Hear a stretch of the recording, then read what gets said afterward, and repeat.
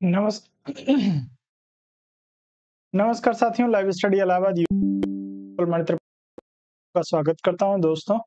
रात के 9:15 बज चुके हैं और रात के 9:15 बजे का जो सेशन होता है वो आप सभी के लिए TGT, PGT, LT grade, UGC net, Bihar शिक्षक भर्ती की जो टियर 4 की परीक्षा है, इन सभी परीक्षाओं के लिए जो है वो एक महत्वपूर्ण प्रैक्टिस सेशन है। इसमें आप लोगों के लिए नागरिक शास्त्र अर्थात पॉलिटिकल साइंस के जो है वो प्रश्नों का एक संग्रह लेके उपस्थित होता हूं। तो जो लोग भी TGT, PGT, LT grade, BPSC शिक्षक भर्ती की तैयारी कर रहे हैं, आप यदि एमपी सेट की तैयारी कर रहे हैं, यूजीसी नेट की तैयारी कर रहे हैं, तो इन सभी परीक्षाओं के लिए आपके लिए एक महत्वपूर्ण सेशन है।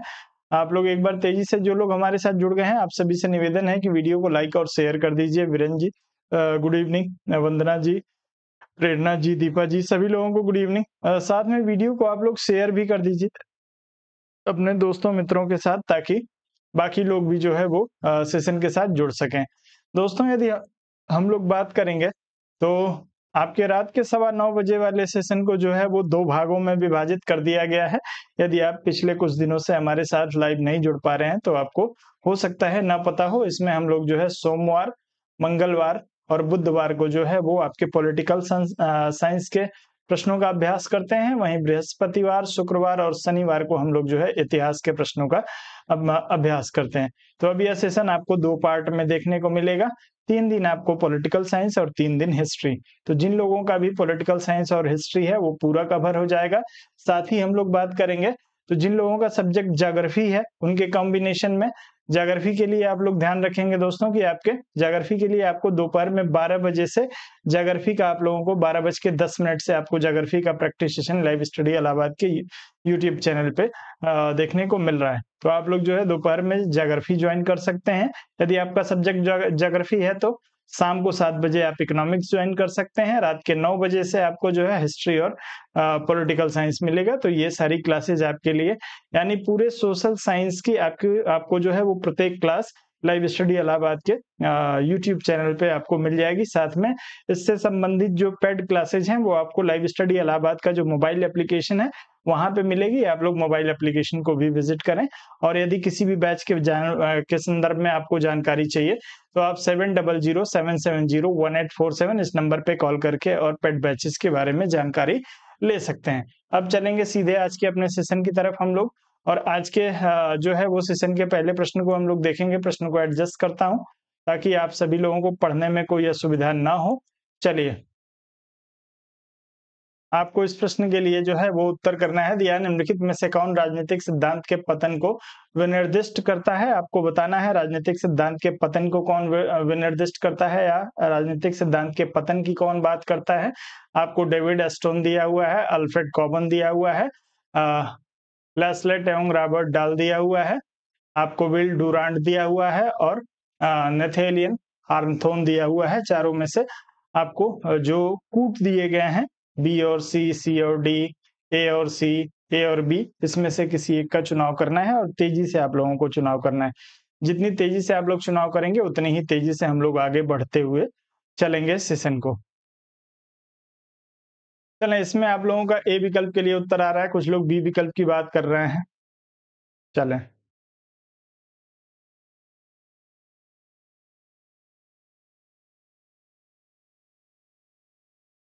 चलिए भैया, बहुत बढ़िया।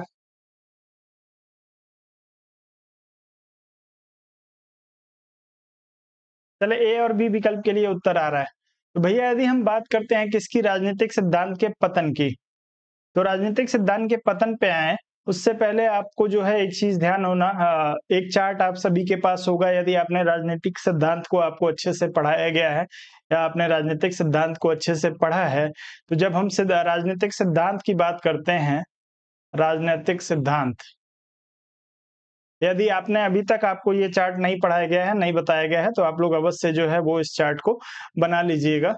राजनीतिक सिद्धांत की बात यदि की जाती है तो राजनीतिक सिद्धांत के जो है वो दो पक्ष जो है वो विकसित होते हैं। एक पक्ष जो है वो कहता है कि राजनीतिक सिद्धांत का जो है वो आपका पतन हो रहा है, और एक पक्ष जो है यह कहता है कि राजनीतिक जो सिद्धांत है वो अपने चरम पे पहुंच चुका है, चरम अवस्था। या अपने चरमोत्कर्ष पे जो है वो पहुंच चुका है। ये दो वर्ग आपको जो है वो देखने को मिलेंगे।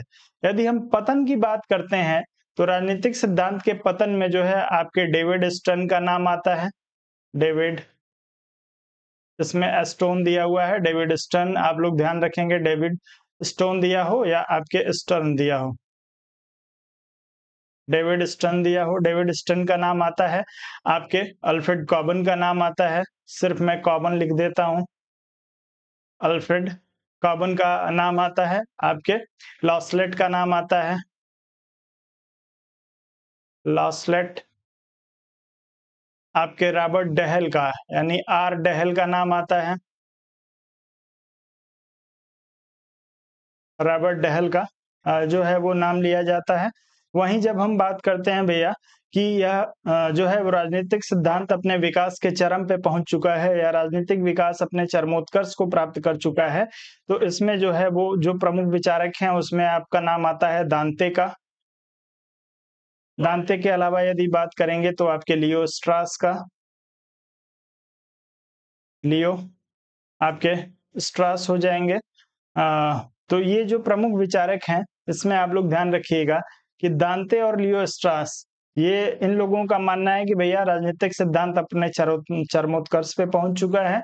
और वहीं जब हम किसकी बात करते हैं, डेविड स्टर्न की बात करते हैं, लास्लेट और आपके डहल की बात करते हैं, तो ये लोग मानते हैं कि राजनीतिक सिद्धांत का जो है वो पतन हो रहा है या पतन हो चुका है। तो इसमें आपका ए और बी विकल्प जो है वो सही हो जाएगा। आपके ए विकल्प में जो है डेविड स्टर्न और अल्फ्रेड कॉबन दिया हुआ है, लास्लेट और डहल दिया हुआ है। तो जो लोग इसमें ए और बी विकल्प के लिए यानी चौथे विकल्प के लिए बात कर रहे होंगे, उन सभी का उत्तर यहाँ पे बिल्कुल सही हो जाएगा। आप लोग चौथे विकल्प के साथ ही जाइएगा। अगले प्रश्न पे चलेंगे। अगला प्रश्न आपको दिया हुआ है, प्रश्न को एडजस्ट करता हूँ थोड़ा सा। वीडियो को आप लोग शेयर करिए। आप लोग वीडियो को शेयर नहीं करेंगे तो संख्या आप लोगों की बढ़ेगी नहीं। आप लोगों को संख्या को बढ़ाने के लिए वीडियो को शेयर करना पड़ेगा, वीडियो को लाइक करना पड़ेगा। चलिए भैया, माओ के विसंगति सिद्धांत के संबंध में निम्नलिखित में से कौन सा कथन सही है? आपको चारों में से किसी एक का चुनाव करना है सही कथन का।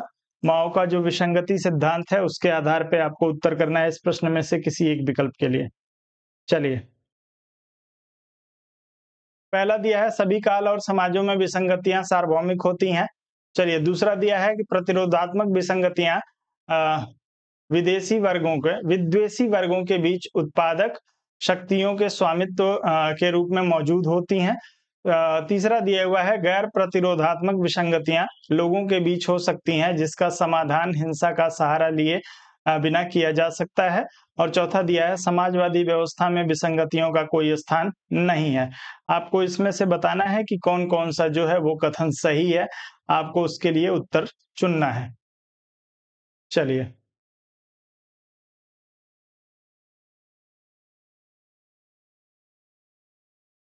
वीरेंद्र कुमार जी का उत्तर इसमें जो है वो सबसे पहले सी विकल्प के लिए आ रहा है, यानी एबीसी की बात कर रहे हैं कि एबीसी सही है, सभी काल और समाजों में विसंगतियां सार्वभौमिक होती हैं।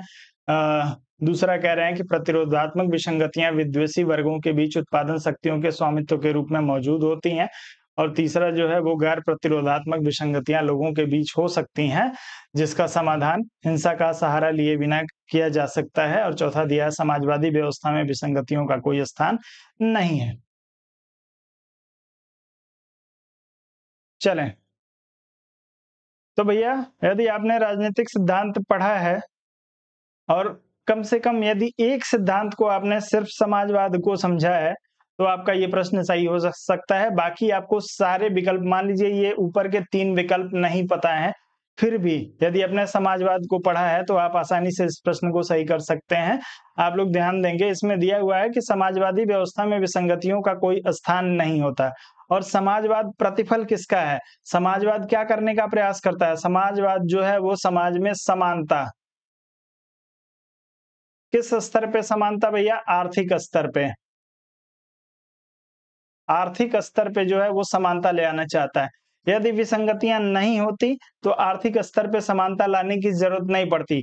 तो समाजवादियों का भी मानना है कि भैया समाजवादी व्यवस्था में आपको जो है वो क्या देखने को मिलेगी, विसंगति देखने को मिलेगी, जबकि इसमें कहा जा रहा है कि विसंगति नहीं मिलेगी।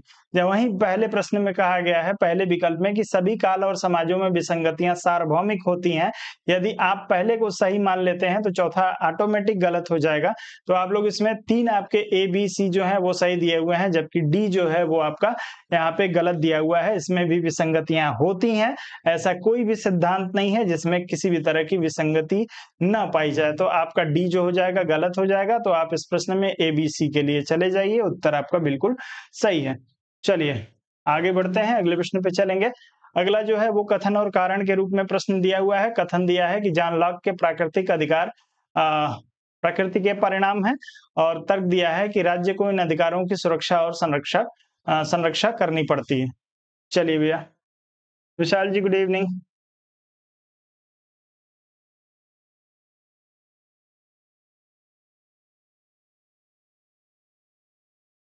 तेजी से उत्तर करेंगे इस प्रश्न के लिए आप सभी लोग। वीडियो को लाइक और शेयर करिए, आप सभी लोगों से निवेदन है। जिन लोगों ने अभी तक वीडियो को लाइक और शेयर नहीं किया है, आप लोग वीडियो को लाइक और शेयर कर दीजिए, साथ में उत्तर तेजी से करिए। तो भैया जॉन लॉक की यदि आप लोग करते हैं, तो लॉक की यदि हम बात करेंगे तो यह आपके जो है सामाजिक समझौता सिद्धांत के लिए जाने जाते हैं। सामाजिक समझौता,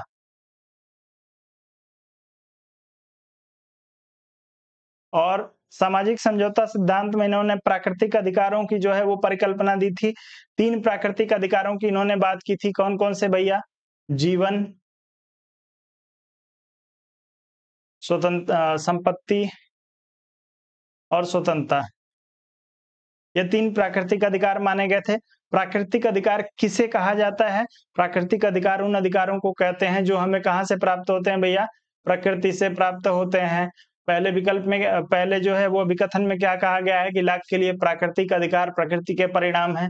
बिल्कुल प्रकृति के परिणाम है, क्योंकि प्रकृति से ही हमें ये अधिकार मिले हुए हैं। दूसरे में कहा गया है कि राज्य को इन अधिकारों की सुरक्षा और संरक्षण करनी चाहिए।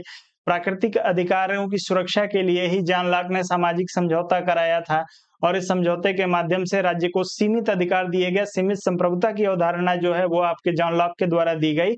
और यह क्यों दी गई? क्योंकि प्राकृतिक अधिकारों को जो है वो सुरक्षित करना राज्य की जिम्मेदारी थी। प्राकृतिक अधिकारों की सुरक्षा के लिए ही व्यक्ति ने प्राकृतिक अवस्था से राज्य में जो है वो प्रवेश किया था। तो ए और आर दोनों सही हो जाएगा, और सही व्याख्या भी हो जाएगी, कोई समस्या आप लोगों को नहीं होगा। इस प्रश्न में आप लोग जो है ए विकल्प के साथ जाएंगे।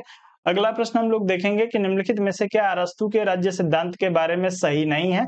अरस्तु के राज्य सिद्धांत के बारे में क्या सही नहीं है? आपको किसी एक का चुनाव करना है और तेजी से उत्तर करना है। चलिए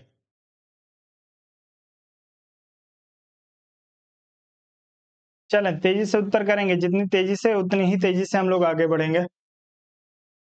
आप लोगों की संख्या, आप लोग संख्या को बढ़ाइए। संख्या आप लोगों की बढ़ नहीं रही है, बहुत ही चिंता का विषय है। लोगों ने पढ़ना छोड़ दिया है क्या?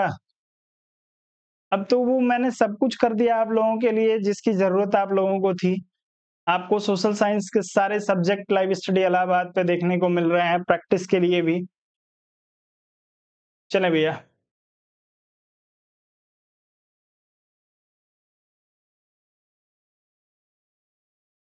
कौन सा सही नहीं है आपसे पूछा गया है।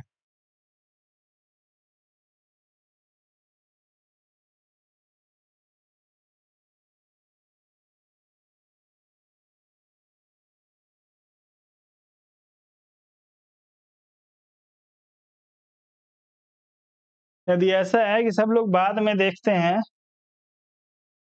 तो बाद में भी तो आप लोग वीडियो को लाइक और शेयर नहीं करते हैं। बाद में भी वीडियो को लाइक और शेयर आप लोग कर दिया करिए, नहीं तो उसका भी विकल्प है। चलिए इस प्रश्न में आप लोग उत्तर करिए।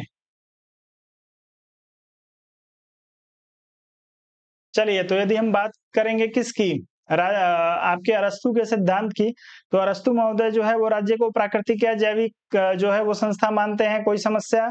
कोई समस्या नहीं होनी चाहिए। राज्य आवर्धित व्यक्ति के रूप में, बिल्कुल जो है दोस्तों, राज्य को जो है वो एक व्यक्ति के रूप में, विराट पुरुष के रूप में जो है वो प्रस्तुत किया था। वहीं हम बात करते हैं कि केवल राज्य के सदस्य के रूप में व्यक्ति के अधिकारों का अस्तित्व है। ऐसा नहीं है कि व्यक्ति के अधिकार केवल और केवल जो है वो राज्य के सदस्य के रूप में ही। अरस्तू को यदि आप देखेंगे, अरस्तू के विचारों को, तो प्राकृतिक अवस्था में भी जो है वो मनुष्य के अधिकार सुरक्षित थे। ठीक है, मनुष्य के अधिकारों की बात अरस्तू करते हैं। तो केवल आपके जो है वो राज्य के रूप में इनके अधिकार अस्तित्व में रहे, ये कहना उचित नहीं है। व्यक्ति के लक्ष्य और राज्य के लक्ष्य के बीच कोई विरोध नहीं है। बिल्कुल, व्यक्ति और राज्य दोनों का लक्ष्य क्या है? एक ऐसे समाज की जो है वो परिकल्पना करना या एक ऐसे वातावरण का निर्माण करना जिसमें व्यक्ति जो है वो संपूर्ण विकास कर सके। संपूर्ण विकास की अवधारणा जो है वो आपके अरस्तू के विचार से जुड़ी हुई है। तो आपका डी जो हो जाएगा बिल्कुल सही हो जाएगा, क्योंकि इसमें कोई भी जो है व्यक्ति भी यही चाहता है कि हम ऐसे वातावरण का निर्माण करें जिसमें हमारा संपूर्ण विकास हो सके, और राज्य भी यही करने का प्रयास करता है। तो जो लोग केवल सी विकल्प का चुनाव कर रहे हैं उन सभी का उत्तर इसमें से सही हो जाएगा। सिर्फ जो है सी विकल्प गलत दिया हुआ है, बाकी सारे जो है वो आपको सही दिए हुए हैं। आगे बढ़ते हैं, अगले प्रश्न पे चलेंगे। अगला दिया हुआ है कि मैकियावेली को प्रथम आधुनिक राजनीतिक विचारक क्यों माना जाता है? आप लोग इसमें से तेजी से उत्तर करिए। राजनीति को से नीति शास्त्र और धर्म को अलग रखने के कारण, राष्ट्र राज्य के अग्रदूत के रूप में पुनर्जागरण की भावना का प्रतिनिधित्व किया, चर्च को राज्य के अधीन लाने के कारण। चारों में से किसी एक को चुनिए और तेजी से उत्तर करिए। देखिए, हमेशा मैं आप लोगों से कहता हूं कि यदि आप निश्चित सफलता के लिए आप लोग प्रयास कर रहे हैं और परीक्षा की कोई डेट नहीं है, उसके बाद भी आप लोग पढ़ रहे हैं, तो आपके पास पर्याप्त मौका है कि आप अपना कॉन्सेप्ट क्लियर कर लीजिए। यदि आप लोग अपना कॉन्सेप्ट क्लियर रखेंगे तभी अंतिम रूप से आपका चयन होगा। मैं हमेशा कहता हूं कि यदि आपका कॉन्सेप्ट क्लियर है तो प्रश्न थोड़ा बहुत घुमा-फिरा भी दिया जाएगा तो आप प्रश्न को सही कर लेंगे। लेकिन यदि कॉन्सेप्ट क्लियर नहीं है तो आप लोग जो है वो फँस जाएँगे। चलिए, चलिए कि मैकियावेली को प्रथम जो है आधुनिक राजनीतिक विचारक क्यों माना जाता है, आपको बताना है। चलिए, तो आप सभी को पता है कि आधुनिक राज्य की स्टेट शब्द का जो है वो प्रयोग सबसे पहले हम आधुनिक राज्य की जो संकल्पना है वो आपके मैकियावेली के द्वारा दी गई थी। और क्यों जो है इनको जो है आधुनिक विचारक माना जाता है, तो इन्होंने राजनीति विज्ञान को एक अलग विषय के रूप में जो है वो क्या किया था, नीति विज्ञान से नीति शास्त्र और धर्म को अलग कर दिया था। पहले जो है वो राजनीति विज्ञान, नीति शास्त्र और धर्म, यह सब जो है वो सम्मिलित रूप से सबको देखा जाता था। जबकि आधुनिक राज्य की संकल्पना में जो है आपका नीति शास्त्र और धर्म जो है वो राजनीति से अलग माना जाता है। और यह योगदान जो है आपके मैकियावेली का है। आपका उत्तर इस प्रश्न में ए विकल्प के लिए सही हो जाएगा। इनकी पुस्तक का नाम आप सभी लोगों को पता होगा। किस पुस्तक में जो है वो राज्य शब्द का प्रयोग मैकियावेली ने सर्वप्रथम किया है? तेजी से कमेंट करके बताएंगे। चलिए, हॉब्स का निम्नलिखित में से कौन सा कथन गलत था, आपको बताना है। हॉब्स का निम्नलिखित में से कौन सा कथन गलत है? चलिए, गुड इवनिंग। दिया हुआ है प्राकृतिक अवस्था जो है वो राजनीति पूर्व और समाज पूर्व की अवस्था थी। दूसरा दिया हुआ है कि सार्वभौम संविदा का एक पक्षकार था।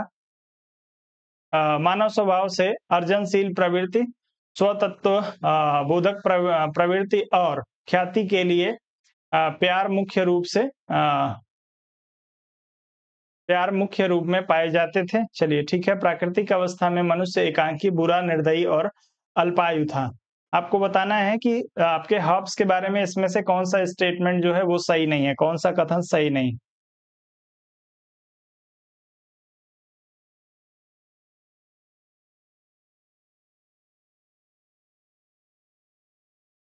चलें।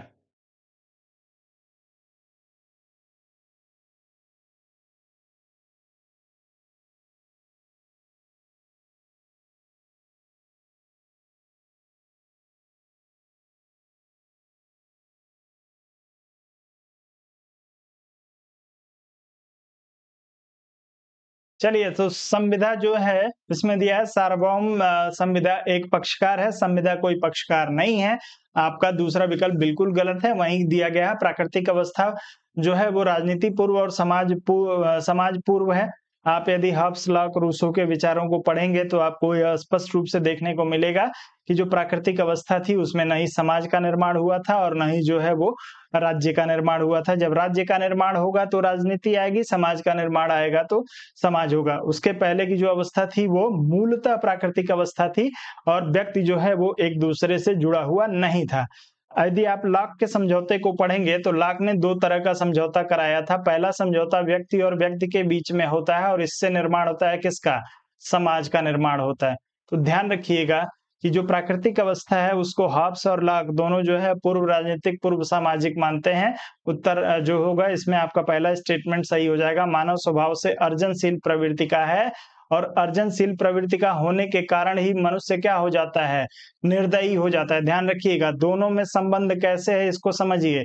मनुष्य जो है हमेशा प्राप्त करना चाहता है और उस प्राप्त करने की इच्छा के कारण वह निर्दयी हो जाता है, दूसरे को आघात पहुँचाता है, दूसरे की संपत्ति को हड़पने का प्रयास करता है। तो मानव स्वभाव से अर्जनशील है, स्वतत्वबोधक प्रवृत्ति और ख्याति के लिए जो है वो मुख्य रूप से प्रयास करता है। स्टेटमेंट में टाइपिंग एरर है, ध्यान रखिएगा। ख्याति प्राप्त करने के लिए प्रयास करता है और इस ख्याति प्राप्त करने के लिए मनुष्य जो है एकांकी हो जाता है, बुरे साधनों का भी प्रयोग करता है और ऐसी स्थिति में जो है वो मनुष्य को एक दूसरे से खतरा रहता था और खतरा हमेशा आयु को घटाता है प्राकृतिक अवस्था में, क्योंकि एक व्यक्ति दूसरे की हत्या कर देता है। तो आपका उत्तर जो हो जाएगा इसमें केवल दूसरा स्टेटमेंट गलत है, तीसरा और चौथा स्टेटमेंट भी सही है।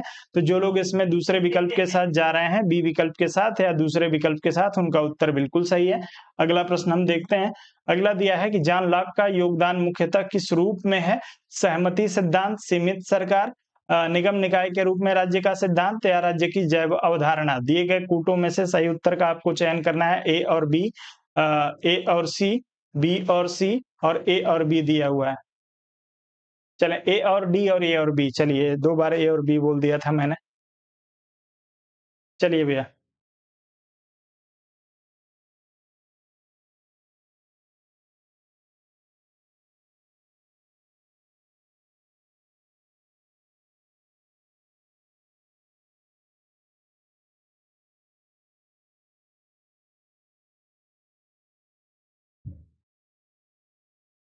चलें भैया, तेजी से उत्तर करिएगा।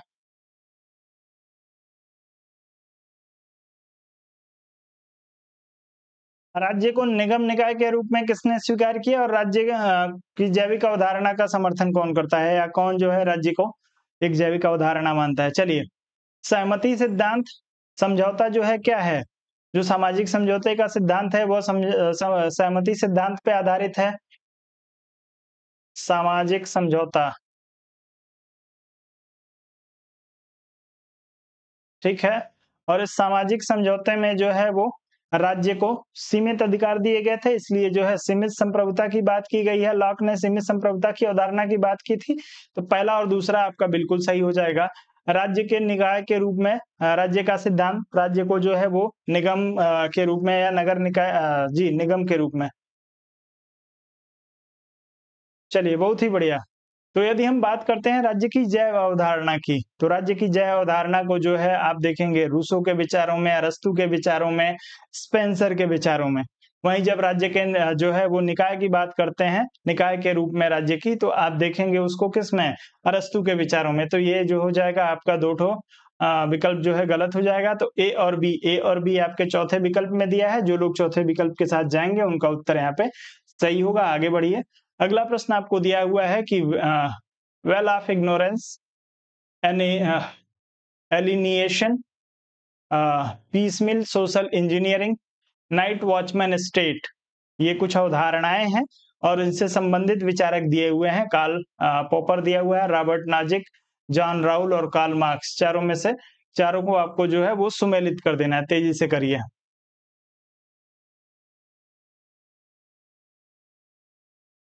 चलिए भैया, तेजी से।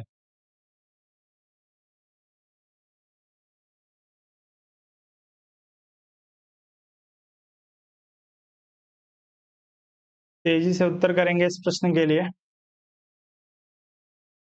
चलें, तो वेल ऑफ इग्नोरेंस की यदि हम लोग बात करते हैं तो आप किसके साथ चले जाएंगे भैया? जॉन राउल के साथ चले जाएंगे, कोई दिक्कत नहीं है। एलिनिएशन की बात करेंगे तो सिर्फ कार्ल मार्क्स का नाम आपको आसानी से याद आना चाहिए, कोई दिक्कत ही नहीं होनी चाहिए आपको। आपको पीसमील सोशल इंजीनियरिंग की जब बात आती है तो पीसमील सोशल इंजीनियरिंग के लिए कार्ल पॉपर को जाना जाता है। और नाइट वॉचमैन की अवधारणा जो है वो किसने दी थी? आपके रॉबर्ट नॉजिक ने दी थी। तो उत्तर आपका जो हो जाएगा वेल ऑफ इग्नोरेंस के लिए जॉन राउल की बात करेंगे तो ए का 3, एलिनिएशन के लिए हम बात करेंगे कार्ल मार्क्स की तो बी का 4। ए का 3 और बी का 4 किस विकल्प में दिया है? जी, सी विकल्प में दिया है। जो लोग इसमें सी विकल्प के साथ जा रहे हैं उनका उत्तर सही हो जाएगा। आगे बढ़ते हैं, अगले प्रश्न पे चलेंगे। आपको दिया है, किसने कहा मनुष्य को सोचने से पूर्व खाना चाहिए, खाने के लिए उसे उत्पादन करना होगा और उत्पादन एक मूल कार्यकलाप है। चलिए भैया, मनुष्य को सोचने से पहले क्या होना चाहिए? खाने की व्यवस्था करनी चाहिए, उसको खाना मिलना चाहिए। यदि उसे खाना नहीं मिलेगा तो क्या होगा भैया? वो अपनी प्रोडक्टिविटी को ज़ाहिर नहीं कर पाएगा और खाने के लिए उसे जो है वो उत्पादन करना पड़ेगा, कार्य करना पड़ेगा। यह विचार किसका है? माओ का, रोजा लग्जमबर्ग का, लुईस अल्थूसर का या कार्ल मार्क्स का? चारों में से एक को चुनिए।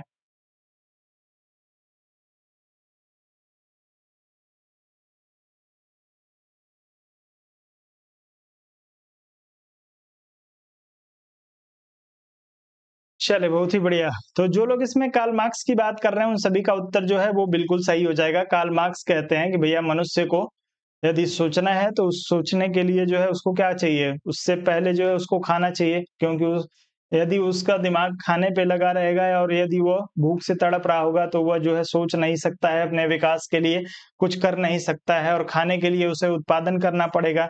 जबकि जो इनकी जब ये तत्कालीन समाज को देखते हैं कार्ल मार्क्स, तो ये कहते हैं कि भैया यहाँ उत्पादन पे जो है वो एक ही वर्ग का नियंत्रण है, दूसरे वर्ग का जो है वो शोषण हो रहा है।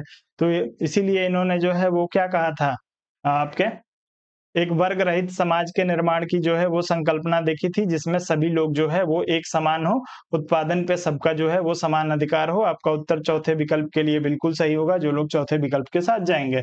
अगला प्रश्न हम लोग देखेंगे कि मार्क्स का द्वंदात्मक भौतिकवाद प्रतिपादित करता है कि पदार्थ गति की अवस्था में है, पदार्थ में पर्यावरण के दबाव के कारण गति होती है, रूपांतर का नियम परिणामात्मक और गुणात्मक दोनों होता है, और चौथा दिया है पदार्थ में विरोध निरंतर और अनंत है। चलिए भैया, आपको बताना है कि द्वंदात्मक भौतिकवाद की जो अवधारणा कार्ल मार्क्स के द्वारा दी गई थी,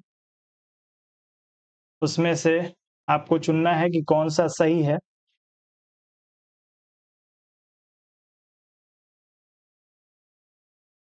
द्वंदात्मक भौतिकवाद की अवधारणा को कार्ल मार्क्स ने किससे लिया था? द्वंदात्मक भौतिकवाद की अवधारणा, तेजी से उत्तर करेंगे। द्वंदात्मक भौतिकवाद की अवधारणा के लिए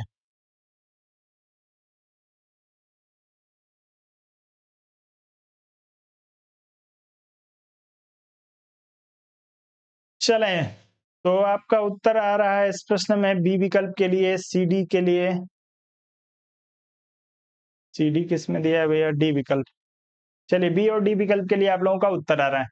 भैया यदि द्वंदात्मक भौतिकवाद की अवधारणा की बात करेंगे तो पदार्थ जो है वो गति की अवस्था में है। पदार्थ, आप सभी लोग जानते हैं कि अणु जो है कभी भी स्थिर नहीं होते हैं, हमेशा उसमें जो है वो गति रहती है और अणुओं के संयोजन से जो है वो पदार्थ का निर्माण होता है। चलें, ध्यान रखिएगा, यदि हम बात करते हैं किसकी, द्वंद की अवधारणा की, तो द्वंदात्मक अवधारणा जो है वो ली थी किससे? हीगल से। भौतिकवाद की अवधारणा जो है किससे है? तो ये भैया आपके फेयरबाख से। ठीक, और इन दोनों की अवधारणाओं को मिला के जो है हीगल ने ही द्वंदात्मक भौतिकवाद की अवधारणा दी थी, जिसे बाद में जो है स्वीकार किया किसने भैया? मार्क्स ने। तो हमेशा जो है पदार्थ की यदि बात करेंगे तो पदार्थ जो है वो सदैव किस में रहता है भैया? गति की अवस्था में रहता है। पदार्थ पे जो है वो पर्यावरण के दबाव के कारण जो है वो गति होती है। बिल्कुल पर्यावरण का दबाव प्रत्येक पदार्थ पे पड़ता है, इसलिए उसमें गति रहती है। रूपांतर का नियम परिमाणात्मक और गुणात्मक दोनों होता है। आप लोग ध्यान रखिएगा कि इसमें जो है वो गुणों में परिवर्तन होता है, पदार्थ में यदि परिवर्तन होगा तो इसके गुण में परिवर्तन होगा, ध्यान रखेंगे। आपका सी जो हो जाएगा गलत हो जाएगा, पदार्थ में विरोध निरंतर और अनंत होता है, आप लोग ध्यान रखिएगा। इसमें डी भी आपका सही हो जाएगा। तो ए बी और डी जो है आपके ए विकल्प में दिया है। जो लोग ए विकल्प के साथ जाएंगे उनका उत्तर यहाँ पे बिल्कुल सही है, आप लोग ए विकल्प का ही चुनाव करिएगा।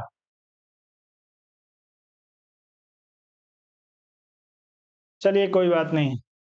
अगला प्रश्न जो आपको दिया है उसमें आपको कुछ एक्ट दिए हुए हैं और उनसे संबंधित जो है कुछ प्रावधान दिए हैं, इसको आपको सुमेलित करना है। आप लोग इसको सुमेलित करेंगे तेजी से। मैं इसको थोड़ा-सा एडजस्ट कर देता हूँ ताकि आपको पढ़ने में असुविधा ना हो, विकल्प देखने में असुविधा ना हो। चलिए दोनों सूचियों को ध्यान से देख लीजिए और इसको सुमेलित करने का प्रयास करिएगा।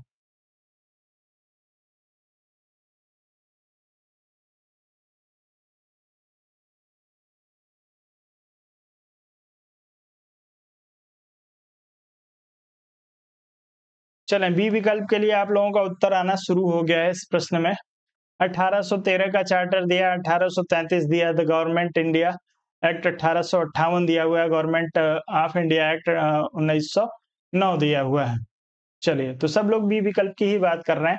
यदि हम 1813 के एक्ट की बात करते हैं तो इसमें जो है वो आप सभी को पता है कि ईस्ट इंडिया कंपनी का जो एकाधिकार था चाय और चीन के साथ व्यापार को छोड़ के, इसके एकाधिकार को 1813 के चार्टर एक्ट में जो है वो क्या कर दिया गया था, समाप्त कर दिया गया था। आप लोग इसको ध्यान रखिएगा। वहीं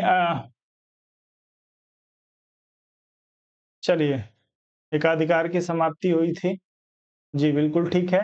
और 1800 जो है वो 33 की बात करेंगे, तो यहाँ पे पूर्ण समाप्ति शब्द दिया हुआ है, ध्यान रखिएगा।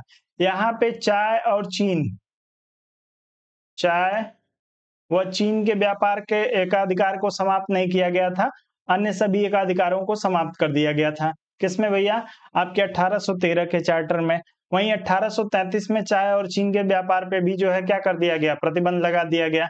तो आपका बी का जो हो जाएगा वो 3 हो जाएगा। हम किसकी बात करेंगे? गवर्नमेंट ऑफ इंडिया एक्ट 1858 की। तो आपके 1858 के एक्ट के तहत जो है वो भारत के लिए secretary of state for India जो है ब्रिटिश संसद में एक नए पद का सृजन किया गया जिसे secretary of state for India जो है वो कहा जाता था। वहीं भारत में जो है गवर्नर जनरल की के स्थान पे जो है एक नया पद बनाया गया, वायसराय, जो सीधे जो है वो क्राउन के नियंत्रण में था और क्राउन के नियंत्रण में कार्य करता था। ठीक है, तो इसको हम लोग जो है किससे मिला लेंगे? माफ करिएगा। जी, बिल्कुल, वायसराय। तो 1858 को हम लोग secretary for state secretary of state for India से मिला लेंगे। या ब्रिटिश संसद में पद था, ध्यान रखिएगा, ब्रिटिश संसद का पद है।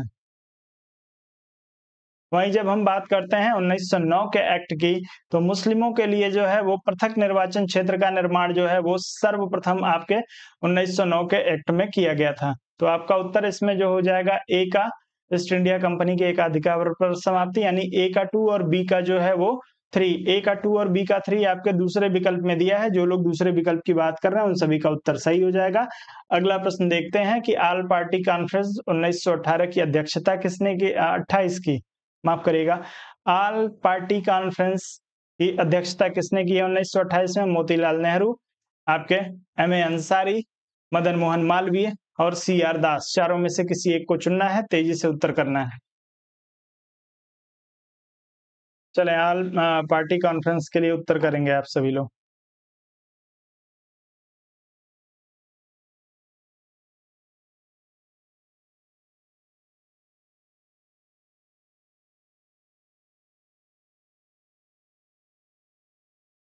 चलें भैया।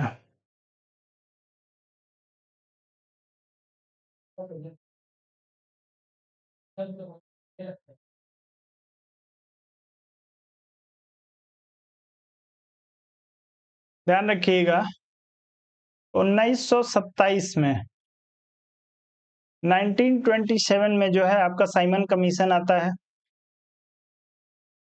साइमन कमीशन के प्रति उत्तर में 1928 में दिल्ली में एक सर्वदलीय बैठक बुलाई जाती है जिसमें 28 जो है वो राजनीतिक जो है छोटे-मोटे राजनीतिक दल जो है इसमें भाग लेते हैं।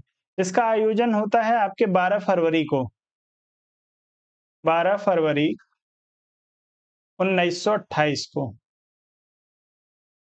इसकी जो अध्यक्षता है वो आपके डॉक्टर एम ए अंसारी के द्वारा की जाती है। आयोजन ध्यान रखिएगा कहाँ पे हुआ था? दिल्ली में हुआ था।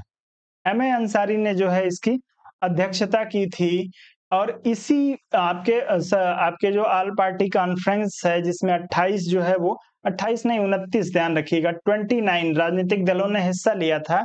29 दलों ने हिस्सा लिया और इसी में एक रिपोर्ट रखी गई जिसमें भारतीयों के लिए मूल अधिकारों की बात की गई और इस सम्मेलन का जो डिबेट का विषय था वो यही डिबेट था कि भारतीयों के मूल अधिकारों का जो है वो हनन नहीं होना चाहिए। तो आपने 1928 में पढ़ा होगा एक Nehru report. Nehru report Nehru report जो है आपके ऑल पार्टी कॉन्फ्रेंस 1928 में ही जो है वो आपके मोतीलाल नेहरू ने रखा था जिसमें भारतीय अधिकारों को सुरक्षित करने की बात की गई थी। तो आपका उत्तर ध्यान रखिएगा कि इसकी अध्यक्षता एम ए अंसारी करते हैं। 29 जो है वो राजनीतिक दल इसमें चूंकि सर्वदलीय बैठक है, ऑल पार्टी कॉन्फ्रेंस नाम भी है, तो इससे समझिएगा कि 29 जो है 28 में यह बैठक होती है और 29 पार्टियां इसमें भाग लेती हैं। ठीक है। और 1927 का जो साइमन कमीशन था, साइमन कमीशन के विरोध में जो है यह बैठक बुलाई गई थी और इसी बैठक में जो है दिल्ली में इसका आयोजन हुआ 12 फरवरी 1928 को और मोतीलाल नेहरू ने एक रिपोर्ट रखी जिसे नेहरू रिपोर्ट के नाम से जाना जाता है। इसमें भारतीयों के अधिकारों की बात की गई थी। चलिए आगे बढ़े। अगला प्रश्न हम लोग देखेंगे कि निम्नलिखित में से किसे भारतीय संघ में तनाव वाले क्षेत्र के रूप में पहचान नहीं की गई है। चलिए किसकी वजह से जो है वो भारतीय संघ में तनाव उत्पन्न नहीं होता है उसके लिए आपको देखना है। अंतरराज्य परिषद दिया है, अनुच्छेद 356 दिया हुआ है, राज्यपाल की भूमिका, केंद्र राज्य वित्तीय संबंध, चारों में से आपको देखना है। कूट के अनुसार सही उत्तर आपको चुनना है ए और डी, केवल ए, सी और डी, चारों में से देख लीजिए सबसे उपयुक्त आपके लिए कौन सा उत्तर है।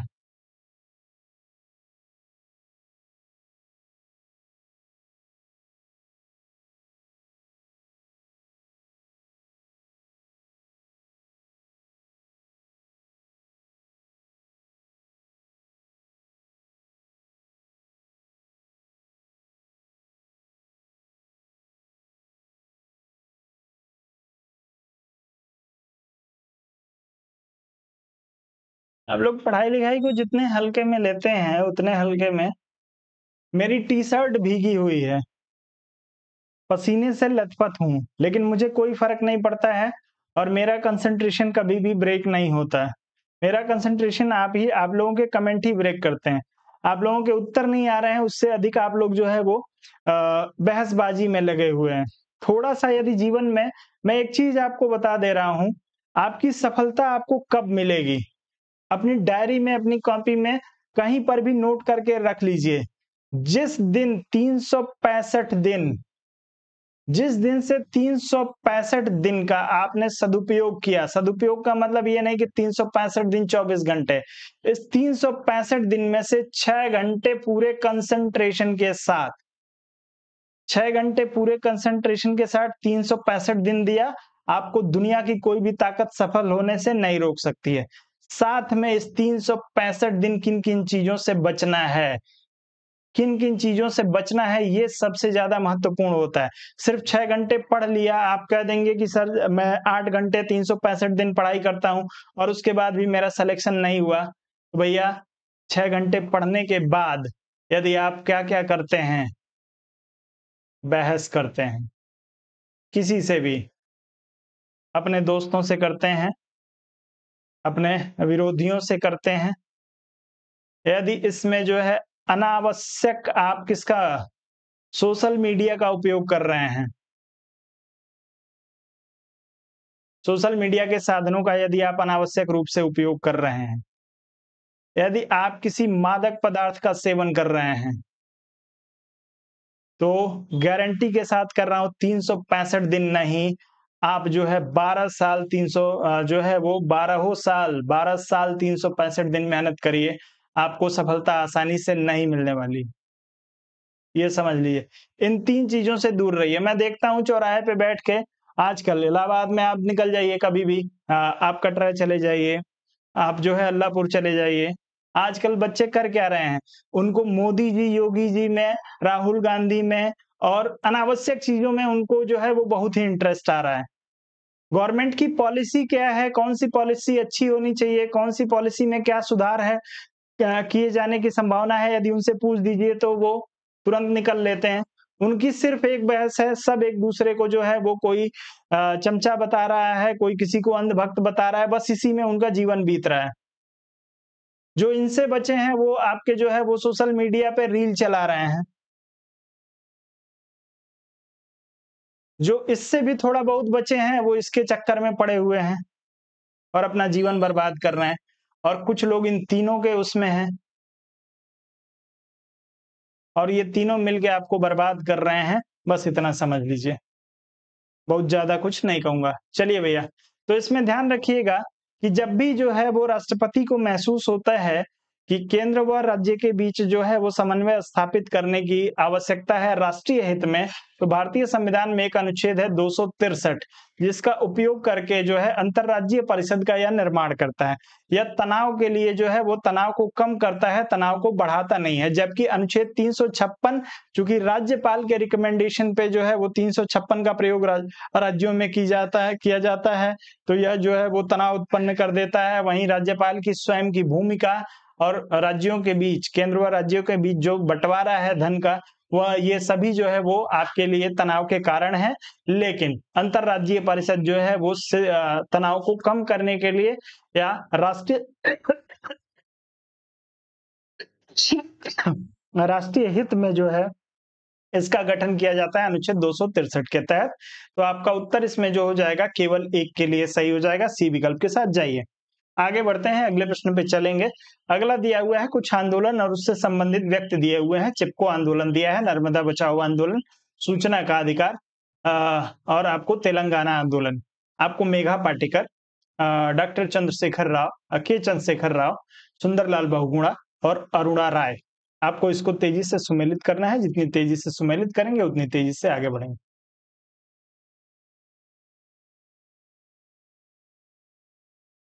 अरे जब कमेंट कुछ लिख दिया तो उसको रहने दीजिए, पढ़ लेने दीजिए। जब इतनी आप लोगों के अंदर इतना जब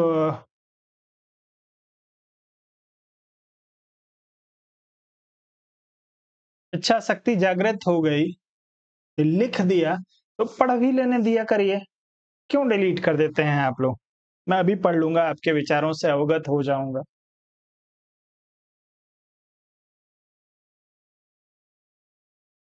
चलें।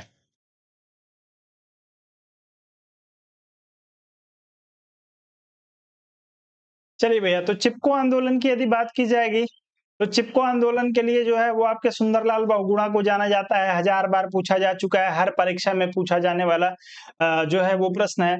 वहीं यदि हम बात करेंगे किसकी, आपके नर्मदा बचाओ आंदोलन की, तो यह जो है इस आंदोलन का नेतृत्व किया था आपके मेघा पाटेकर के द्वारा। यदि हम सूचना के अधिकार की बात करते हैं, तो भैया सूचना के अधिकार के लिए जो है आपकी अरुणा राय जो है इन्होंने सूचना के अधिकार आंदोलन में अरुणा राय ने जो है वो अग्रणी भूमिका निभाई थी और तेलंगाना आंदोलन के लिए चंद्रशेखर राव को जाना जाता है। तो आपका उत्तर जो हो जाएगा ए का 3, बी का 1, ए का 3 और बी का 1 सिर्फ एक विकल्प में, बी विकल्प में दिया है, जो लोग बी विकल्प की बात कर रहे हैं।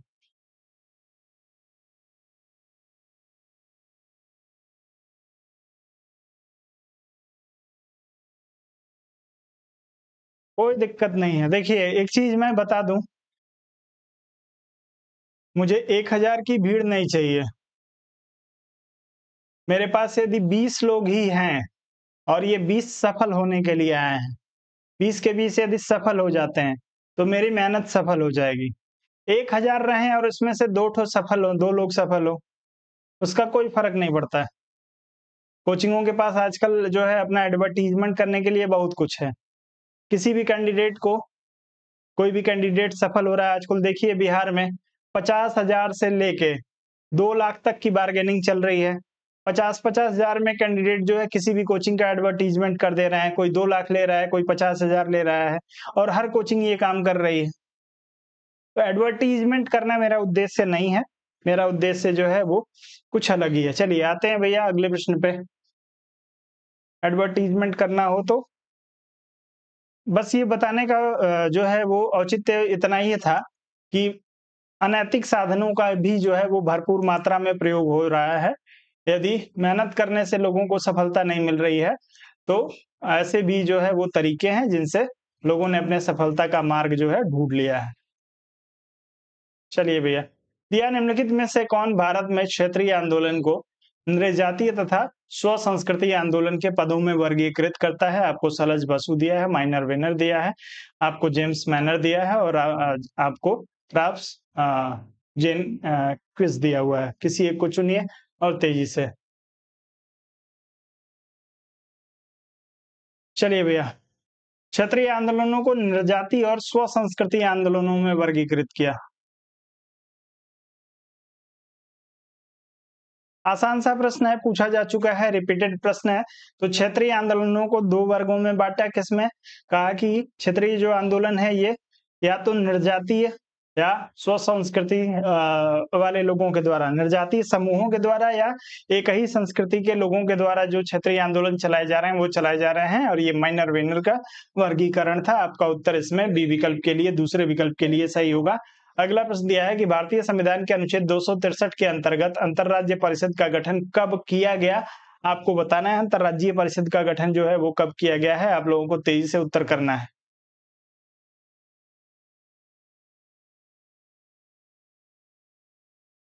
चलें, 1961, 1972, 1990 और 1998 दिया हुआ है।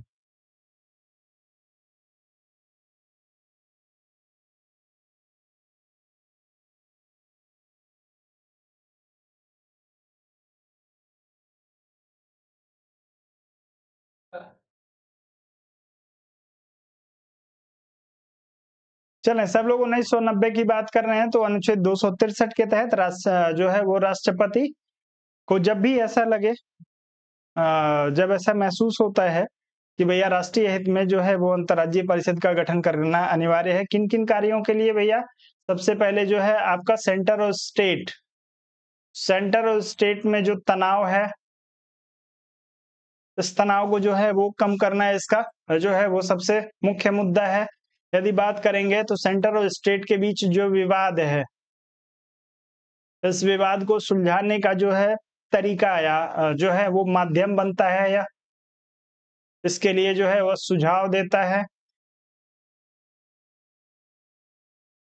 ठीक है, वहीं हम बात करेंगे तो नीतियों के क्रियान्वयन में जो है वो सबको समान रूप से लाभ हो, केंद्र व राज्य समानता, केंद्र व राज्य में जो है वो समानता आ सके, यानी हितों के संदर्भ में हित समानता की बात करेंगे या समान हित की बात करेंगे, दोनों के हितों को जो है वो समान बनाने के लिए जो है वो सुझाव देता है। तो आप लोग इस प्रश्न में ध्यान रखिएगा, 1990 में आपके अनुच्छेद 263 के तहत अंतरराज्यीय परिषद का गठन किया गया भारत में। चलिए अगला प्रश्न आपको जो दिया गया है, कितनी चलें छोड़िए, आते हैं अगले प्रश्न पे आ गए हैं। तो आज थोड़ा सा, चलिए भैया, आपको छात्र संगठन दिया हुआ है और उससे संबंधित पार्टी का नाम दिया हुआ है। कौन सा छात्र संगठन किस राजनीतिक दल से जुड़ा हुआ है, उसके आधार पे आपको उत्तर करना है। आप लोग उत्तर तेजी से करिएगा। चलिए, दिया हुआ है अखिल भारतीय विद्यार्थी परिषद, all India student federation, national student union of India और स्टूडेंट फेडरेशन ऑफ इंडिया। आपको सीपीआई, सीपीआईएम, बीजेपी और कांग्रेस आई दिया हुआ है। इसको आप लोग तेजी से सुमेलित कर दीजिए।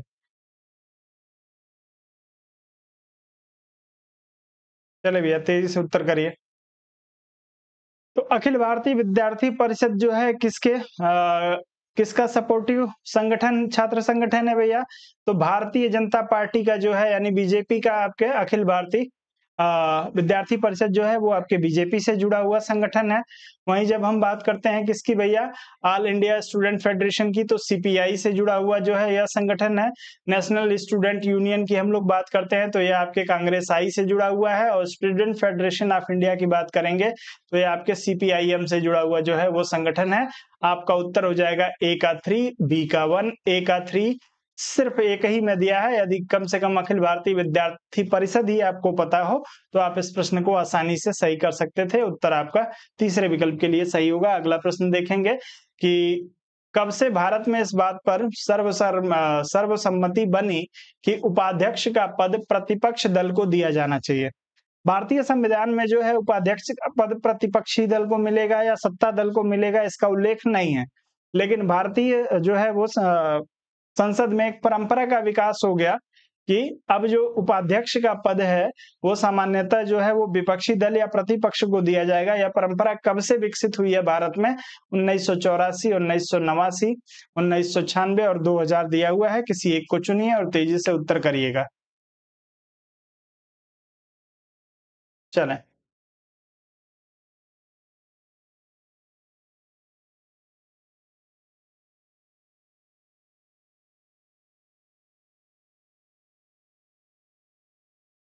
बहुत ही बढ़िया। तो ध्यान रखिए, जो लोग इसमें 1996 की बात करेंगे, 1996 से जो है वो अध्यक्ष जो होता है, आप सभी को पता है कि सत्ता दल के द्वारा चुना जाता है। और वहीं उपाध्यक्ष का चुनाव जो है वो विपक्षी दल में से किसी एक व्यक्ति को उपाध्यक्ष बनाया जाता है। उत्तर आपका जो होगा वो किसके लिए सही हो जाएगा? तीसरे विकल्प के लिए। आप लोग इसमें तीसरे विकल्प के साथ जाइए। चलिए, आपको दिया हुआ है सेलिंग जी हैरिसन, रुडोल्फ फ्रैंकलिन फ्रैंकेल और माइनर वेनर। इनसे संबंधित कुछ पुस्तकें हैं इनके द्वारा लिखी गई।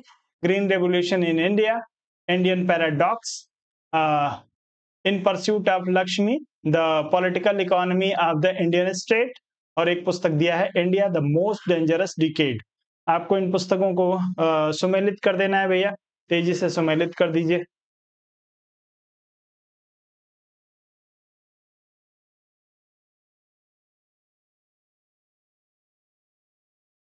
चलें, तेजी से आप लोग सुमेलित करेंगे।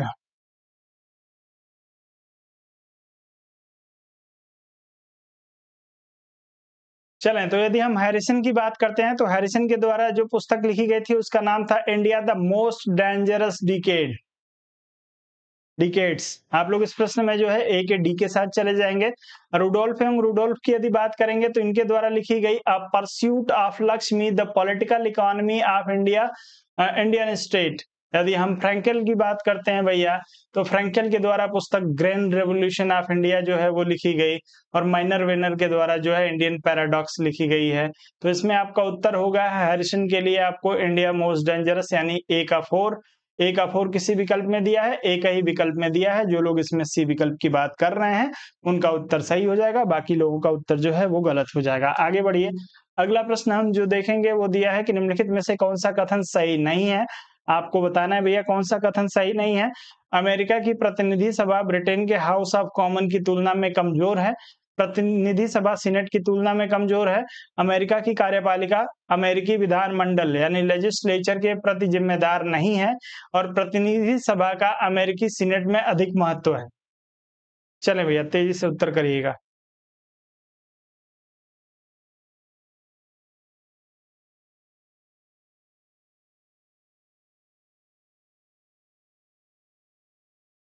चलें, तेजी से उत्तर करिए।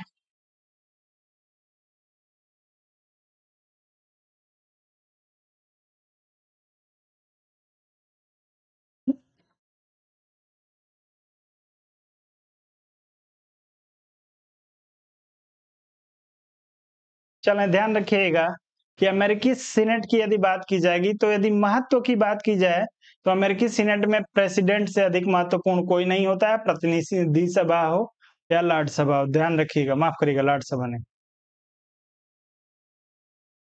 तो आपका इसमें डी विकल्प जो हो जाएगा वो गलत हो जाएगा। बाकी जो दिया है अमेरिका में प्रतिनिधि सभा ब्रिटेन के हाउस ऑफ कॉमन की तुलना में जो है वो कमजोर है। हाउस ऑफ कॉमन्स को शक्तियां अधिक हैं, जबकि अमेरिका में प्रतिनिधि सभा को शक्तियां उतनी नहीं दी गई हैं। चलिए, प्रतिनिधि सभा सीनेट की तुलना में कमजोर है। बिल्कुल, सीनेट की तुलना में प्रतिनिधि सभा जो है अकेले कैसे सीनेट के बराबर हो सकती है। चूंकि सीनेट में जो है आप सभी को पता है कि प्रत्येक राज्य से 2 सदस्य आते हैं और राज्यों का समान प्रतिनिधित्व इसमें जो है वो दिया गया है। तो सीनेट के पास जो है अधिक अधिकार आपको देखने को मिल जाते हैं। प्रतिनिधि सभा सीनेट की तुलना में जो है कमजोर है। चले, वहीं दिया है अमेरिकी कार्यपालिका अमेरिकी विधानमंडल के प्रति जिम्मेदार नहीं है। जी बिल्कुल, कोई भी जो है वो शक्तियों का पृथक्करण यहाँ पे देखने को मिलता है, जबकि प्रतिनिधि सभा का अमेरिकी सीनेट से अधिक महत्व। जब यहाँ पे आपने कह दिया है कि प्रतिनिधि सभा सीनेट की तुलना में कमजोर है, क्यों कमजोर है? क्योंकि प्रतिनिधि सभा में जो है वो आपके सीनेट में जो है वो सभी राज्यों को प्रतिनिधित्व मिला हुआ है। तो आप डी विकल्प में कैसे कह सकते हैं कि प्रतिनिधि सभा का अमेरिकी सीनेट से अधिक महत्व है? जब कमजोर है तो महत्वहीन है, इसीलिए या महत्व कम है इसीलिए इसको कमजोर माना गया है। तो इसमें ध्यान रखिएगा, यह कथन जो है आपका सही नहीं है। तो आपका इस प्रश्न में डी विकल्प के लिए उत्तर सही हो जाएगा, जो लोग डी विकल्प की बात करेंगे। अगले प्रश्न में चलें। अगला दिया है, निम्नलिखित में से कौन सा कथन सही नहीं है? आपको एक का चुनाव करना है। स्विट्जरलैंड का फेडरल लेजिस्लेटर द्विसदनात्मक है। निम्न सदन को नेशनल काउंसिल कहा जाता है। उच्च सदन को काउंसिल ऑफ स्टेट कहा जाता है। मतदाताओं तथा उम्मीदवारों की योग्यता का निर्णय नेशनल काउंसिल करती है। चले,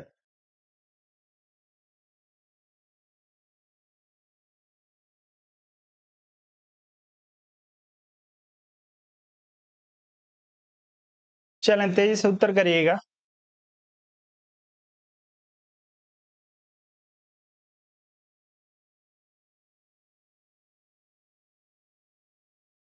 मनोज भट्ट जी का उत्तर इसमें डी विकल्प के लिए आ रहा है। बाकी लोग भी उत्तर करिए। कौन करता है मतदाताओं तथा उम्मीदवारों की योग्यता का निर्णय?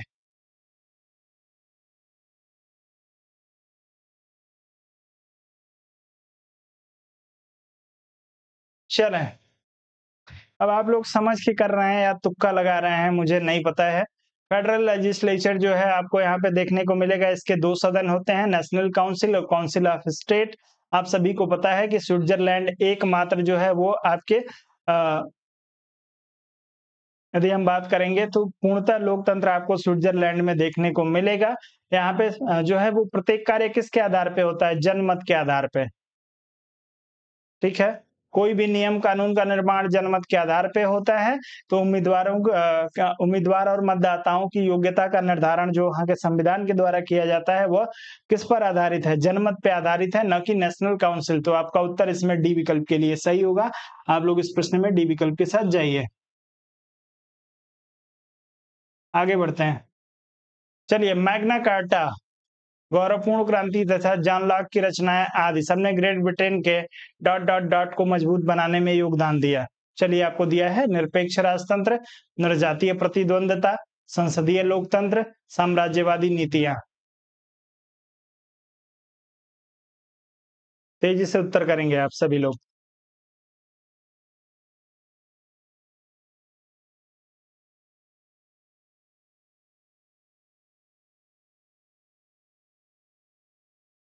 चलें, तो जो लोग इसमें संसदीय लोकतंत्र की बात करते हैं, 1215 में मैग्ना कार्टा, 1688 में गौरवपूर्ण क्रांति। ठीक है, इन दोनों का परिणाम क्या हुआ कि इंग्लैंड में जो है वो राजतंत्र को उखाड़ फेंका गया और एक नई व्यवस्था का सूत्रपात हुआ, जिसे संसदीय लोकतांत्रिक व्यवस्था कहा गया।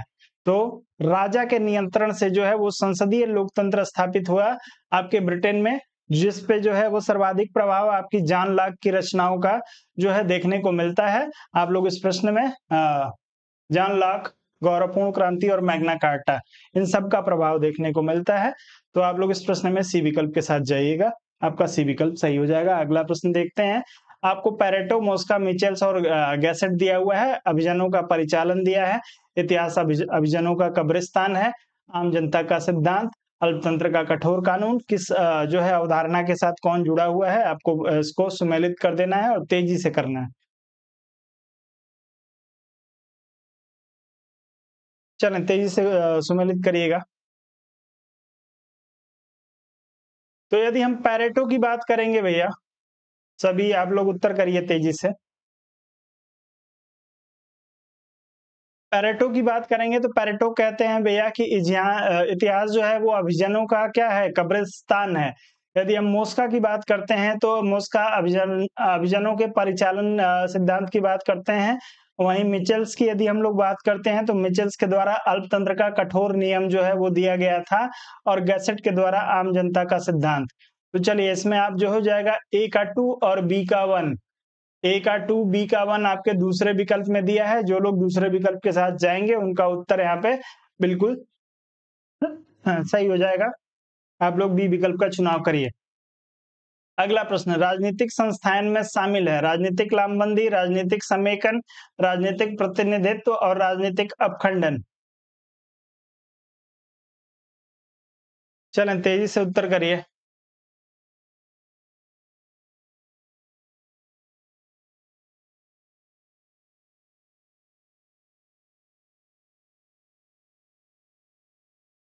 तेजी से उत्तर करेंगे आप सभी लोग।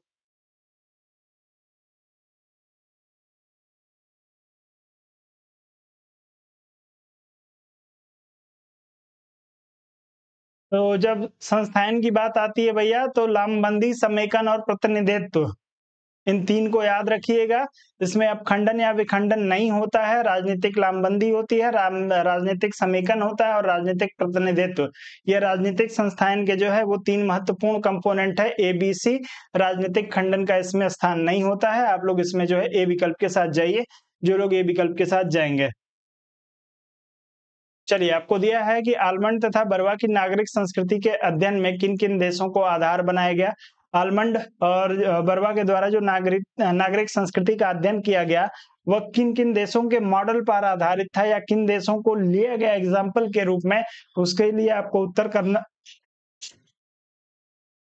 करना है। चिली, यूएसए, यूके, फ्रांस और Spain. US, France, Mexico, Chile, Germany. Mexico, Germany, Italy, US और UK. US, UK, Chile, Mexico और स्पेन।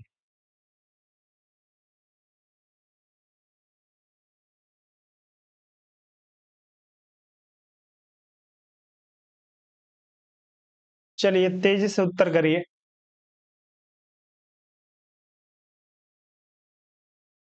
चलें तो ध्यान रखिए, आलमंड बर्बन ने जो है मैक्सिको, जर्मनी, इटली, यूएसए यानी यूएस, यूनाइटेड स्टेट और यूके, इनको जो है वो मॉडल्स के रूप में प्रयोग किया था। तीसरा विकल्प आपका जो होगा वो सही हो जाएगा।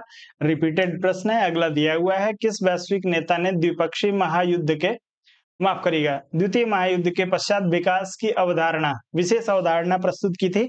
द्वितीय महायुद्ध के बाद, द्वितीय विश्व युद्ध के बाद से जो है विकास की अवधारणा किसने दी है? आपको फ्रैंकलिन डिलेनो रूजवेल्ट दिया हुआ है, हेनरी ट्रूमैन दिया है, जवाहरलाल नेहरू दिया है, विंस्टन चर्चिल दिया है। किसी एक को चुनिएगा और उत्तर तेजी से करिएगा। चलें तो द्वितीय विश्व युद्ध के बाद से जो आपके राजनीतिक विकास की अवधारणा है वो आपके ट्रूमैन के द्वारा दी गई है। जो लोग इसमें बी विकल्प का चुनाव करेंगे उनका उत्तर सही हो जाएगा। ए विकल्प के साथ आप लोग न जाएं। अगला प्रश्न हम लोग देखते हैं। अगला दिया है कि आलमंड तथा बरवा के अध्ययन में नागरिक संस्कृति के अनुसार तीन प्रकार के राजनीतिक सिद्धांत क्या हैं? आपको सीमित, प्रजा और भागीदार दिया हुआ है, नागरिक, सांप्रदायिक और लोकतांत्रिक दिया है, अभिजात्य, अधिनिर्णयात्मक और सीमित दिया है, आपको सामंती, अर्ध सामंती और लोकतांत्रिक दिया हुआ है। चलिए तेजी से करिएगा। कितने लोगों ने पढ़ा है आलमंड और बरवा का की नागरिक संस्कृति? तीन तरह की संस्कृतियों के लिए जो है वो तीन तरह के राजनीतिक सिद्धांत की बात इन्होंने की थी। तो सीमित जो सिद्धांत है वो किस तरह की संस्कृति के लिए है? कमेंट करके बताइएगा। सीमित सिद्धांत, चलें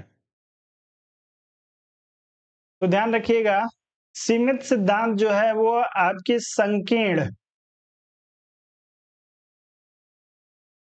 संकीर्ण जो है वो आपके राजनीतिक संस्कृति, सिर्फ मैं राजनीतिक संस्कृति लिख रहा हूं, आप समझिएगा।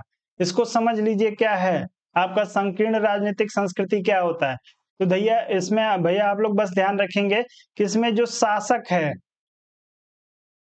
शासक है उसकी जो है भूमिका जो होती है वो मुख्य होती है, वह मुख्य भूमिका में होता है। और जनता जो होती है, या यदि हम बात करेंगे किसकी, जनता की, तो जनता इसमें उदासीन होती है। जनता जो होगी उदासीन होगी। वहीं जब हम प्रजातंत्र की बात करते हैं तो प्रजातांत्रिक सिद्धांत जो है वो प्रजातांत्रिक देशों में ये कहते हैं कि किस तरीके का सिद्धांत देखने को मिलता है, तो ये कहते हैं कि जो है वो पराधीन राजनीतिक सिद्धांत, या पराधीन राजनीतिक सिद्धांत आपको देखने को मिल जाएगा। संस्कृति, माफ करिएगा, सिद्धांत नहीं।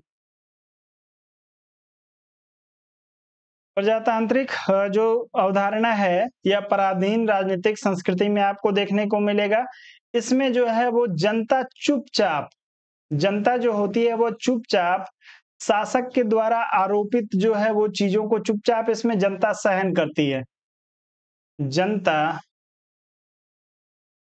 सहन करती है।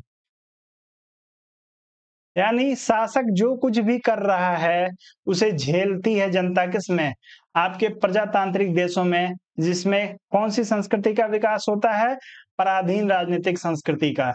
और जो भागीदार है, भागीदार राजनीतिक सिद्धांत की जब हम बात करते हैं तो यह आपको देखने को मिलेगा सहभागी राजनीतिक संस्कृति में। सहभागी राजनीतिक संस्कृति, इसमें जो जनता होती है वह सरकार के साथ कदम से कदम मिला के चलती है, कदम से कदम।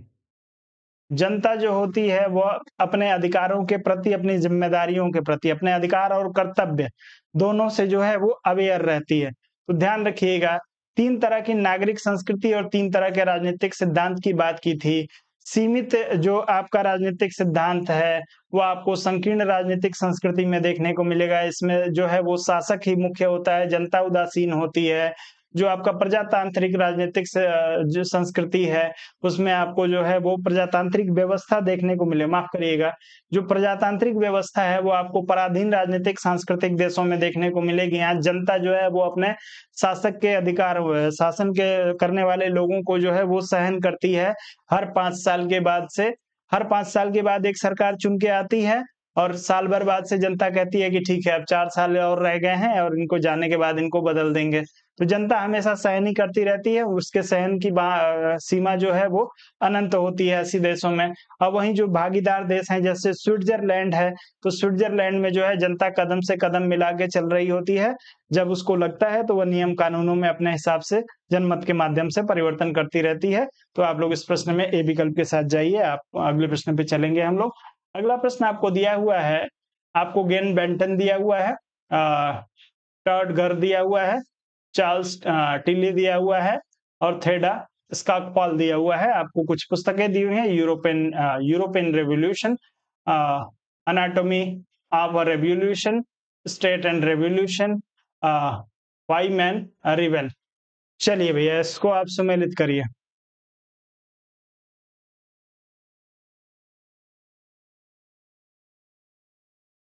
चलें भैया,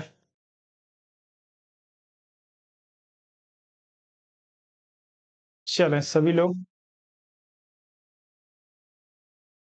चलिए, तो हम गेन बेंटन की यदि बात करते हैं भैया तो इनके द्वारा अनाटॉमी, माफ करिएगा, अटानमी नहीं, अनाटॉमी ऑफ अ रेवोल्यूशन जो है पुस्तक लिखी गई थी। वहीं यदि हम टर्ड गर्ग की बात करेंगे तो वाइल्ड मैन रिबेल इनके द्वारा जो है वो आपके इनके द्वारा पुस्तक लिखी गई थी। हम यदि चार्ल्स टिली की बात करते हैं तो चार्ल्स टिली के द्वारा यूरोपियन रेवोल्यूशन नामक पुस्तक लिखी गई थी। और वहीं हम स्कॉक पॉल की बात करते हैं तो स्टेट एंड रिवोल्यूशन पुस्तक नामक एक पुस्तक जो है वो लिखी गई है थेडा स्काकपॉल के भी द्वारा। तो आप लोग ध्यान रखेंगे, आपका ए का 2, बी का जो है वो 4, ए का 2 और बी का 4 कहीं दिया है जी, ए का 2 दिया है और बी का 4 दिया है। जो लोग इसमें बी विकल्प की बात कर रहे हैं उनका उत्तर सही होगा। अगला प्रश्न आपको दिया है, निम्नलिखित में से किसने संगठन के 7 सिद्धांत निर्धारित किए थे? गुलिक तथा Urwick, Mary Follett, Mary P Follett दिया है। चलिए हेनरी फेयोल और FW टेलर, चारों में से एक को चुनिएगा, तेजी से उत्तर करिएगा।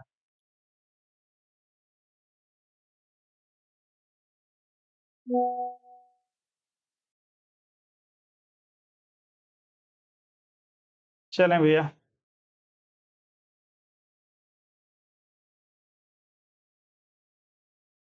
तो आप सभी लोग जो है गुलिक तथा उर्विक की बात कर रहे होंगे। आपने यदि पढ़ा हो तो पोस्ट कार्ब की अवधारणा आपने पढ़ी होगी। क्या है स्पेलिंग? स्पेलिंग ही सबसे इंपॉर्टेंट है, वो याद होनी चाहिए। तो POSD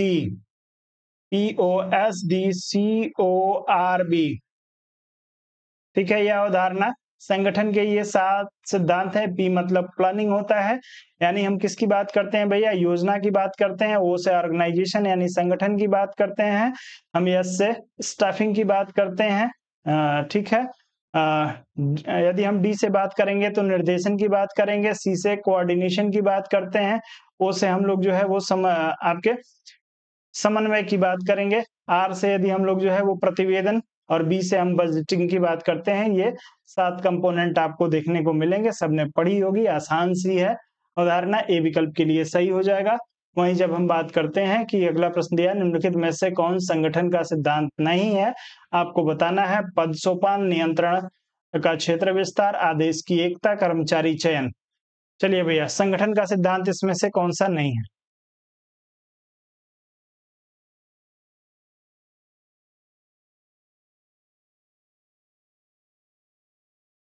चलें।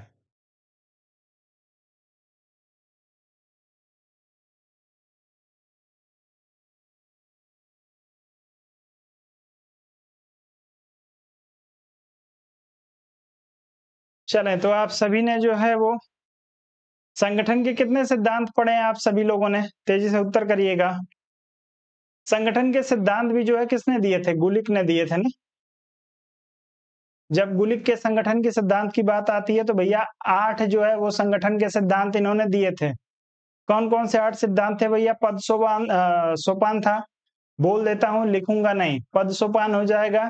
पद सोपान के बाद से अपराधिकार और उत्तरदायित्व, नियंत्रण का क्षेत्र, केंद्रीकरण या विकेंद्रीकरण, उसमें आदेश की एकता, समन्वय, पर्यवेक्षण और प्रत्यायोजन, ये 8 जो है वो सिद्धांत दिए थे, जिसमें कहीं पर भी जो है कर्मचारी चयन की बात नहीं की गई थी। तो आपका चौथा विकल्प जो है ये यहाँ पे गलत हो जाएगा। इसमें पद सोपान, आदेश की एकता, नियंत्रण का क्षेत्र विस्तार, ये तीनों आपको गुलिक के 8 सिद्धांत में देखने को मिलेंगे, जबकि कर्मचारी चयन इसका हिस्सा नहीं है। चलिए आगे बढ़ते हैं। स्टाफिंग जो हिस्सा है वो आपके संगठन के सिद्धांत का है। तो इसी के साथ आज की क्लास को हम लोग यहाँ पे पूर्ण विराम देंगे। उम्मीद है आपको, आप सभी को क्लास जो है वो पसंद आ रही है।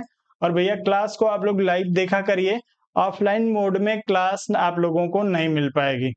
यदि आप लोग ऐसे मेरे साथ अन्याय करेंगे तो आप लोगों को ऑफलाइन मोड में क्लास नहीं मिलेगी। ऑफलाइन मोड में यानी ऑफलाइन क्लास होने के बाद से आपको यूट्यूब पे क्लास नहीं मिलेगी। यदि मिलेगी भी तो आपको उसके लिए जो है वो पैसा पे करना पड़ेगा। तो आप लोग हमारे साथ लाइव जुड़िए, लाइव ज़्यादा मज़ा आता है। फिलहाल के लिए आप लोग मुझे अनुमति दीजिए। कल 12 बजे आप लोग, जो जिन लोगों का सब्जेक्ट ज्योग्राफी है, वो लोग दोपहर में 12 बजे हमारे साथ जुड़ेंगे। तब तक के लिए आप सभी से अनुमति चाहता हूँ। गुड नाइट, शुभ रात्रि, जय हिंद।